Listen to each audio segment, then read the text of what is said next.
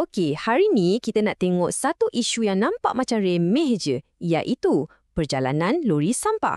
Tapi, jangan pandang rendah. Sebenarnya, isu logistik yang simple ni dah mencetuskan macam-macam masalah yang beri kesan pada kesihatan, keselamatan dan juga nama baik dua bandar kat Malaysia.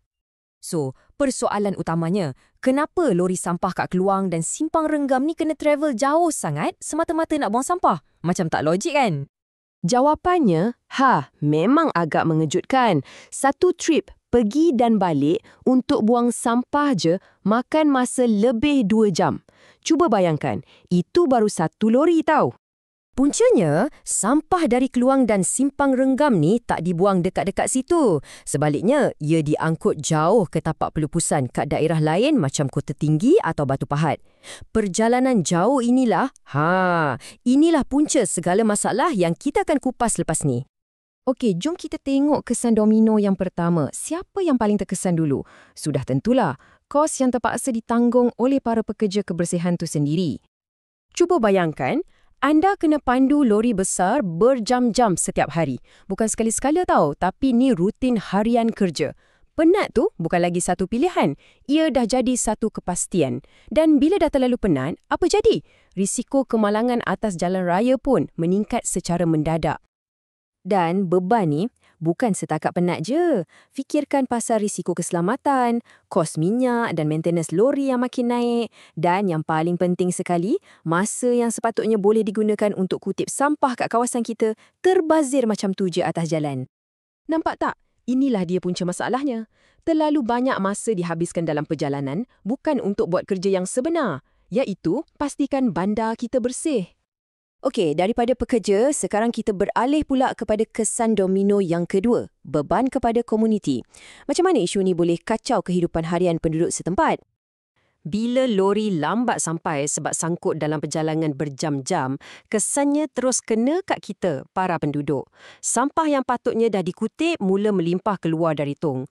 Dah satu hal, pemandangan tak elok, bau busuk pula, jangan cakap lah kan? Dan ini bukan isu selesa tak selesa je tau. Sampah yang bertimbun ni, dia akan arit lalat, tikus, anjing liar, macam-macam lagi. Yang paling kita risau, benda ni boleh jadi punca penyakit berjangkit merebak. Selain masalah sampah depan rumah, kesannya merebak sampai ke atas jalan raya. Bila lori sampah asyik ulang-alik perjalanan jauh, maknanya lagi banyaklah kenderaan besar atas jalan. Jalan jadi makin sesak dan ia wujudkan risiko baru untuk kita semua. Senang cerita, satu isu logistik ni bukan saja buat bandar kita kotor, tapi jalan raya pun jadi makin jam dan tak selamat untuk semua orang. Tak kira lah yang bawa kereta atau motor.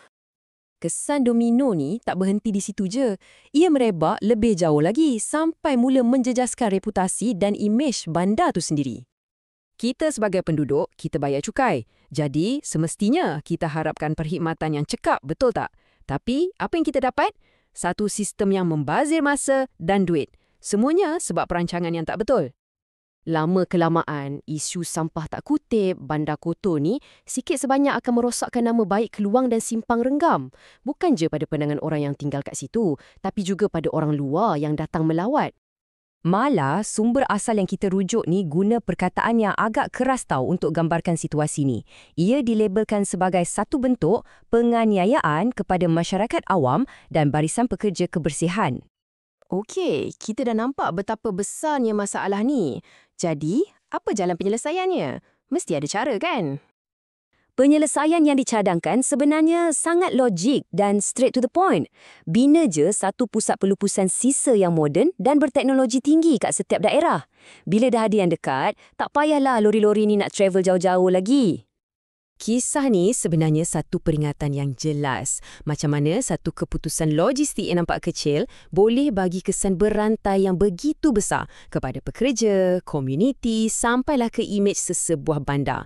Jadi, persoalan sebenar sekarang bukanlah apa penyelesaiannya sebab kita dah tahu. Persoalannya ialah berapa lama lagi semua orang kat sana kena tunggu sampai perubahan ni betul-betul dilaksanakan.